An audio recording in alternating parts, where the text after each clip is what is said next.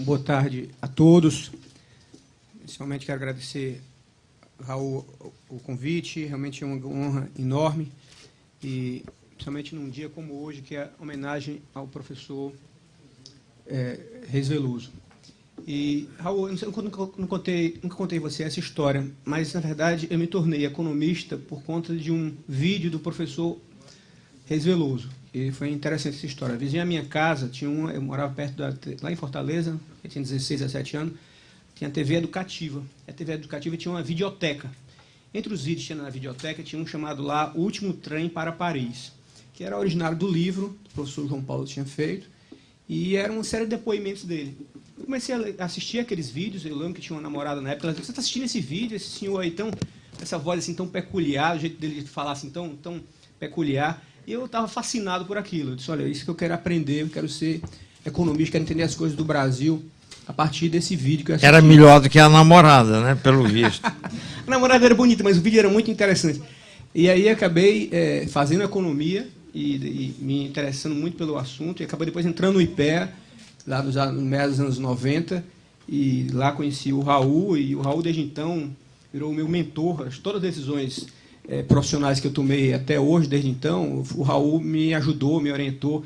Nem sempre eu segui. Em geral, se eu tivesse seguido, estaria muito melhor do que estou agora, mas sempre eu consultei. Ele foi na minha banca de doutorado, depois eu escrevi um livro de finanças públicas, que foi até finalista do Prêmio Jabuti. Ele fez o prefácio, e tem me ajudado muito ao longo da vida. Sou muito devedor do Raul e do professor João Paulo, como falei antes. Então, quero comentar... Deixa eu te interromper. O Edilberto é o mais novo presidente de Tribunal de Contas e o único presidente de Tribunal de Contas que tem doutorado em economia. É uma raridade e uma esperança para que o quadro de servidores de órgãos de fiscalização melhore e chegue num patamar que seja bem mais produtivo para o país. Então, Raul, então quero comentar, além de você, o Valderi, um grande amigo também de longa data lá do IPEA, enfim, todos os professores, Fernando Veloso, todos aqui. Quero, na plateia, está ali também um grande membro de Tribunal de Contas, Sebastião Elvésio, foi presidente do TCE de Minas Gerais, foi presidente do Instituto Rui Barbosa, é também doutor, não em economia, mas é doutor na área de saúde pública, em políticas públicas de saúde. Uma das pessoas vale tanto quanto, viu? Das pessoas mais representativas. Estou vendo o doutor Cabeto também, que é secretário de saúde lá do Ceará, também eu cumprimento a todos.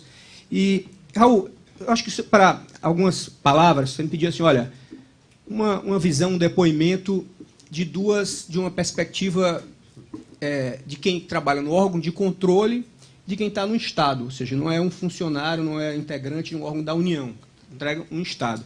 Então, eu acho basicamente isso que eu vou procurar fazer aqui, em breves palavras, que eu sei que o tempo já está apertado. E, falando ainda do professor João Paulo Reis Veloso, interessante que eu tenho um texto do Max Weber que me influencia, que eu sigo a vida inteira, que eu acho que resume bem o que ele representou, Raul. O Max Weber, um texto dele famoso, que ele diz o seguinte: olha, o que é que precisa para fazer uma família se desenvolver, para uma instituição se desenvolver, para um país se desenvolver, um Estado se desenvolver? É dinheiro? É tecnologia? Claro que é importante, mas o mais importante de tudo, que é dinheiro e que é tecnologia, é mentalidade. Dê boas ideias. E aí você vai fazer com que aquela instituição desenvolva, aquela família se desenvolva, aquele país se desenvolva. Realmente a gente vê como isso é chave. Certas famílias, por exemplo, que não têm mentalidade, ganham na loteria. Vai 10 anos depois, a família está muito pior do que estava antes. Vícios novos se apresentaram. E quando não é o contrário, tem uma dificuldade muito grande, mas se tem mentalidade, tem boas ideias, depois de 10 anos todo mundo se ajeitou. Vale para um Estado, também vale para um país. Tem países que recebem grandes quantidades de recursos naturais, por exemplo, petróleo, diamantes, cobre, tudo isso. Aí você vai, depois de não sei quantos anos, a coisa não está nada melhor. Ao contrário, tem a concentração de renda muito maior, aquele país desenvolveu muito pouco. E outros sofrem uma bomba atômica, sofrem um grande choque. Você vai lá, depois eles se reconstruíram. Por quê? É o ponto de Max Weber, mentalidade. Boas ideias, mais do que dinheiro, mais do que recursos naturais. Então, acho que isso o professor Raul Reis Veloso, João Paulo, semeou muito. Boa mentalidade. Quer dizer, só o IPEA, né, esse celeiro de talento de várias gerações. Eu lembro quando a gente chegou no IPEA, Valderi, nós falávamos nisso, era nosso grande orgulho, era o Pedro Malan é do IPEA, o Sequim, né, é do IPEA, vários nomes, era o Raul Veloso foi do IPEA, tanta gente foi do IPEA. E hoje a gente, mesma coisa, olha, está aí o Adolfo. Ainda bem que eu estava lá, hein? Pois é. Daí o Adolfo, o Valdeir e tantos outros. Quer dizer, isso foi o professor Reis Veloso que semeou esse quadro de ter boas ideias, ter mentalidade. Então, olhando agora do ponto de vista específico, Raul, sem demorar muito tempo, que eu sei que tem muita gente para falar, sobre essa agenda estrutural fiscal brasileira, do ponto de vista do Tribunal de Contas, né, do órgão de controle. Primeiro, falar de uma iniciativa que a gente está tendo lá no Ceará, que eu acho que é muito importante, é aquela história de federalismo como laboratório. Já falava o Tocqueville sobre isso, né? Federalismo centralizado é um grande erro. Você fica copiando, tudo quanto é lugar copia. Quer dizer, a grande vantagem do federalismo, que é você ter uma descentralização e poder fazer laboratórios, acaba se perdendo pelo excesso de centralização. Vou dar uma experiência que a gente está tendo lá, que é o que pode se disseminar pelo resto do Brasil. Há um diagnóstico que as estradas são péssimas. Você faz a estrada, né, e depois de 6 meses, primeira chuva, segunda chuva, se acaba. Aí nós procuramos lá, eu como presidente do Tribunal de Contas, procurei o laboratório de pavimentação da Universidade Federal do Ceará, que é um dos melhores do Brasil, é uma referência lá, são pessoas muito, têm uma conexão internacional muito forte e tal. Comecei a conversar lá com o chefe do departamento lá, o professor, e a gente, olha, eu queria que a gente fizesse uns experimentos, retirasse a amostra do asfalto em vários lugares do estado e levasse para o laboratório de vocês aqui da Universidade Federal para ver se está tendo corrupção, se o cara está contratando 10, está entregando só 9, material do tipo X e está entregando material inferior e tal. Aí ele me contou a história, olha, ok, mas eu lhe digo o seguinte, mesmo se o gestor, a construtora, a empreiteira for 100% honesta, o contratante, o Estado, for 100% honesto, mesmo assim as estradas serão ruins no estado do Ceará, ele estava me falando.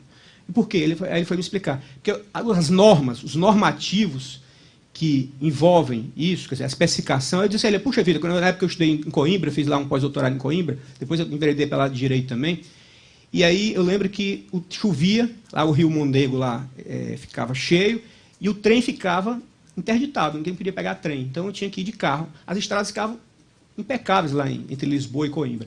E aí o professor disse assim, olha, mas lá a especificação são 25 centímetros. Na Europa, basicamente, é isso aí. Aqui são 6 centímetros, 7 centímetros. É isso que diz a norma. Então, por mais que o cara seja honesto, aquela história vai ser ruim mesmo. O que é que a gente fez, então? Resumindo a história.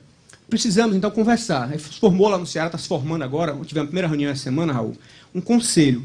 Conselho de Pavimentação de Estradas. Está lá o presidente do Tribunal de Contas, está o representante das empreiteiras do Sindicato da Indústria da Construção Pesada, está o cara do governo do Estado, do Departamento de Estradas e Rodovias, está o sujeito da universidade, do departamento, todo mundo reunido para exatamente dizer isso, olha, vocês estão dizendo que tem problema, mas tem que mudar isso primeiro. Se não mudar a norma, não adianta cobrar 100%. Não é só uma questão de corrupção, pode até haver corrupção, mas não é só isso. Né?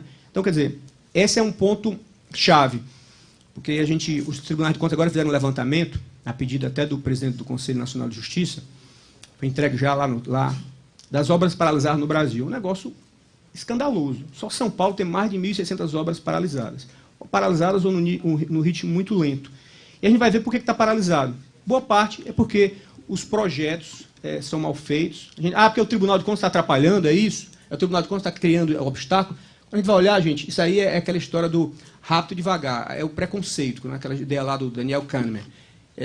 Você acha, o Tribunal de Contas está atrapalhando, é o órgão de controle. Mas não é. Boa parte daquilo ali, projeto mal feito. Então, começa um projeto e ele acaba não terminando. Então, esse conselho também tem essa finalidade, de melhorar esses projetos. O que é que falta para as coisas andarem melhor? Então, eu acho que um ponto é esse, aquela ideia do Hernando de Soto de capital morto. No Brasil, veja, a escassez de recursos é enorme. O Raul bem apresenta aqui essa queda vertiginosa que a gente teve do investimento público. É vertiginoso. Raul, a queda é enorme, mas o recurso que é pouco é muito mal utilizado. Poxa, você começa uma obra e não termina. São milhares de obras no Brasil que começam e não terminam. Se o recurso já é escasso, você ainda deixa um capital morto desse. O capital morto no Brasil é muito grande. Fica parado e fica parado mesmo. E por que ficou parado? Você não se consegue um acordo, a construtora quebra, mergulha o preço. Então, uma série de questões para serem tratadas aí, para que aquilo que já é pouco, o investimento que já é baixo, seja otimizado. Tem um espaço enorme para otimizar esse investimento que já é pouco. Então, a necessidade de otimizar isso é muito maior ainda, porque o recurso é escasso. Então, acho que esse é um ponto que eu queria chamar a atenção. A outra, nessa também da produtividade, semana passada eu estive em Dallas, um congresso, o maior congresso internacional de tecnologia.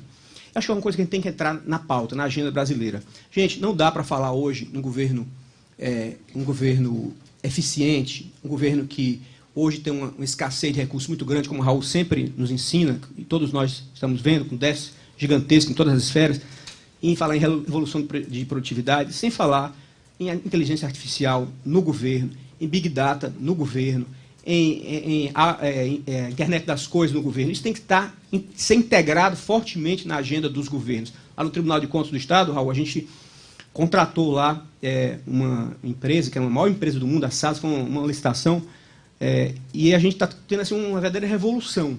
Como você consegue fazer muito mais coisas com menos. Então o pessoal chega assim, olha, precisa fazer concurso. A gente vai ver, olha, gente, antes isso era feito por 10 pessoas, hoje você consegue fazer com uma só pessoa. É uma verdadeira revolução que se consegue, e isso também atende. Olha, já que você tem um déficit fiscal gigantesco, você não consegue repor a força de trabalho, porque o déficit é muito grande, isso tem que entrar na agenda.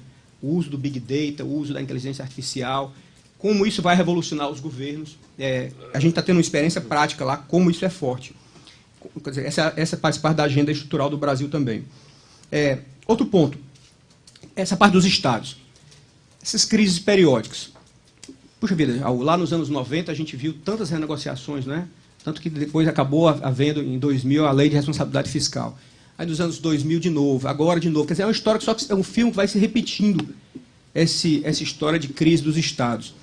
Então, é claro, é óbvio que tem que ter um problema de federalismo fiscal, é evidente no Brasil, porque senão a gente vai resolver agora, tem uns 40 bilhões lá do plano Mansueto, vai resolver, aí faz a reforma da Previdência é fundamental, claro que porque entra no estrutural, mas mesmo assim, e parece que há um problema maior ainda, um problema de federalismo fiscal brasileiro, a gente tem que partir para um redesenho muito grande do federalismo fiscal brasileiro.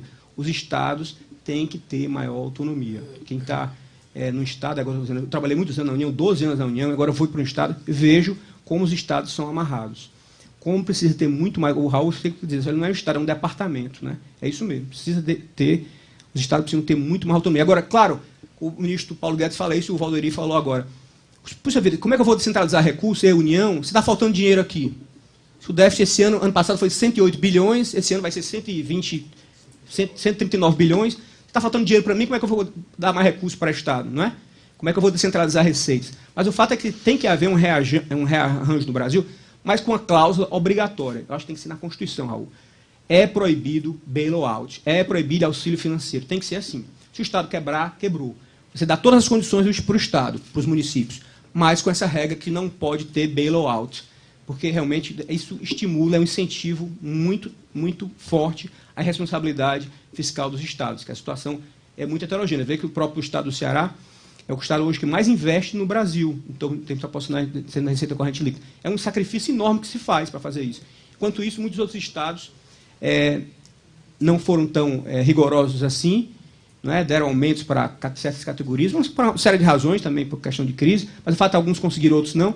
Aí depois vai todo mundo lá, atrás da União, atrás do bailout da União, do auxílio financeiro da União, e isso é concedido, quer dizer, acaba criando um incentivo negativo, um incentivo perverso para os estados. Então, parece que nessa redesenho do federalismo brasileiro, mais descentralização, essa regra da proibição do auxílio seria fundamental e, na minha visão, teria que estar na própria Constituição Federal. Por fim, Raul, agora por fim mesmo, não é como o Fernando. Olha. A questão da Previdência. Eu acho que Previdência é interessante isso. Gente, quando a gente entrou no serviço público, eu e o Valderi entramos lá no IPE, nos anos 90, meados dos anos 90, os nossos chefes, os nossos colegas mais velhos, se aposentavam com 47 anos, com 48 anos. Essa era a realidade. E hoje, quer dizer, a gente já vai se aposentar, pelo menos, se a reforma não passar, pelo menos com 60 anos. Com a reforma, 65 anos. Quer dizer, a reforma essa é a quarta reforma em 20 anos. Quer dizer, já houve uma grande reforma, né, no governo Fernando Henrique, outra no governo Lula e uma pequena reforma no governo Dilma. Quer dizer, essa é a quarta reforma, não é a primeira reforma. E a impressão que eu tenho, claro que precisa agora talvez uma mais forte, porque ela não resolveu. Mas o problema era muito mais sério do que antes. E um pouco a reforma da Previdência parece ser como o metrô. O metrô você nunca termina, não é? O metrô está sempre, de acordo com a dinâmica demográfica, você vai fazendo novas reformas. Talvez, Fernando, se não consiga essa tão profunda, assim, tão estrutural, mas uma reforma que também dê a direção, como os outros já fizeram, talvez seja já um bom caminho. Porque é engraçado, Raul, outro dia eu estava assistindo uma palestra sobre esse negócio de tecnologia, segurança da informação.